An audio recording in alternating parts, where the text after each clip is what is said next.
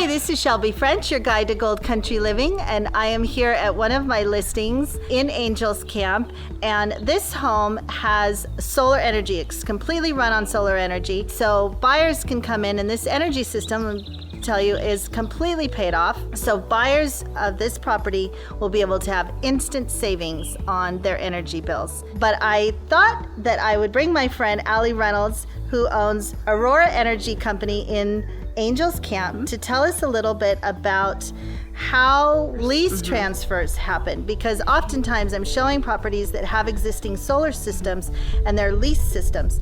And one of the first questions you need to ask as a buyer is, what is that lease? What am I on the hook for? How much more is this going to cost me? So I wanted Allie to kind of explain the transition of those leases and also a little bit about the cost, because sometimes that can be a turnoff because they see it as they're absorbing a debt, but what's important is to talk about the actual savings that they're going to get versus the debt. Yeah. So thank you. Yeah, I'm glad to be here. Thanks, Shelby, for having me. So first of all, there's kind of two ways to have solar in California nowadays. There is what's called a power purchase agreement, where you have a solar system on the roof of your house, but you have agreed to purchase the power back from the solar company at a lower rate than what you would pay for the utility. So you have a solar system, but you don't own it. You're essentially paying usually between 19 and 25 cents per kilowatt hour. Whereas with the utility, you're paying between 24 and 41 cents per kilowatt hour. So you're paying a much reduced rate, and it only goes up about 2% a year. So it's a very, very low increase, and that's in a contract for 25 years. So that's a great option if you don't want to own a power system on your home. And then the other option is owning your own system, where you have the solar system on the house, and instead of paying a utility every month, you're actually paying the solar company for the system. Now you can actually buy the system outright. So let's say it costs $24,000. You can just pay that, then you never have a payment again, and you have free solar for the rest of your life. So let's talk about the two scenarios for a buyer and a seller. What does that look like? If you're buying a house and it has a power purchase solar system, which means it's under a lease agreement, and you want to have the benefit of solar, but you're not sure how this transfer is going to work. Well, what's really great about these power purchases now is that there's a few times in the agreement where it can be transferred or purchased outright. So at the 5-year mark, once the original owner has gotten to 5 years, they can just buy it outright and then they own it. They can finance it, do it however they want, but then there's no monthly payment after that. The other time they can do it is when the house sells. So they can actually either prepay the cost of that system getting paid off and include the cost in the cost of the home, or they can transfer that agreement to the new buyer. And what you usually do in a situation like that is you work with a transfer agent who does this all the time. They essentially just transfer the loan agreement to the new owner, and then that person takes over the monthly payment. So it's very straightforward. It's kind of like buying a car that still has a payment on it. You're just transferring that over to a new title, essentially. And the buyers, they don't have to absorb any cost other than the monthly payment. There's no like transition fee that Nothing like that. Yeah. Nope, there's no out-of-pocket cost to deal with that. Yeah. So then the second scenario is a house that already has solar on it, like this one, that's already been paid for.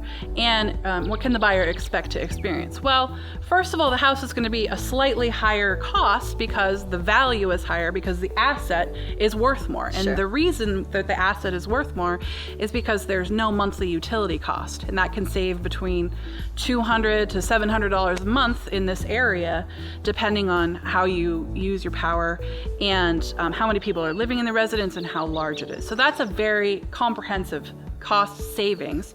So purchasing a house with solar on it that's already paid off is definitely worth it, because you won't have to deal with going through the system of getting it installed, doing all the research, having a million salespeople call you, etc. And you could just get the system in place, already running, walk in with no utility agreement that you have to pay ever again. Well, and I know I just read on Zillow too, they were saying that according to Zillow, the average home with solar, a paid for solar system sells for 4.2% higher, which I think was about $9,000 more. So it's definitely in the marketplace, people see it as a value, an added value to a home for sure. And so the big question people ask me when they're thinking about doing solar is, and I ask a lot of these questions back, is how long are you planning to stay in the house? Because you want to make sure that you get enough value off of that initial investment, if you're doing a lease especially, that when you sell the house and transfer that, you're not just going to be kind of missing out on that money that you invested in having that lower cost. Same with purchasing a system.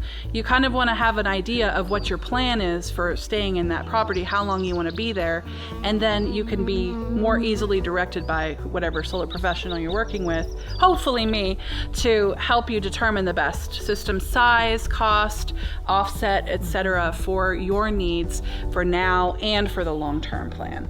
Now, if you already have a home and your system is still being paid off and you're thinking of selling, you can either pay off your system in advance and then include that cost in the overall cost of the home, or you can make an agreement with the new potential buyer to have them pay you for it as part of closing costs or something.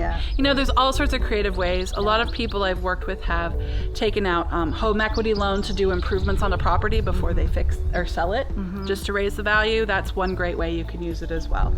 But you know, if you're thinking of getting solar, you want to maybe be planning to stay in your home for 5 years or longer and kind of get that value from it and then move along. Obviously, we can't all plan all the time for everything that happens, and you're not going to really be losing out because you're going to have immediate savings from your utility costs being lower anyway. But it's just a good to have a big picture view of your plans before you decide to invest in one or the other type of system. But as a buyer walking into a home that already has an installed solar system, it's a really great thing to have because it's going to save you money immediately and make your life a lot easier, not having to deal with costs that are continuously going up. And they will, right? Absolutely. PG&E has already had one 12% rate increase approved for 2020. They have 2 more scheduled for 2020, which will increase the average cost by 24%. Wow. And the people who are in the lowest tier who use the least energy are the ones who are going to be the most affected because their rates are going to increase the most. And so it's actually very unfair for people that are really good at conserving energy or live alone, because they're going to be affected the most. So a lot of people are starting to research more because they want to reduce their costs, or at least have a fixed cost that doesn't continue to go up with no control every year. So we're just here to try to educate and help people with that, just like you are.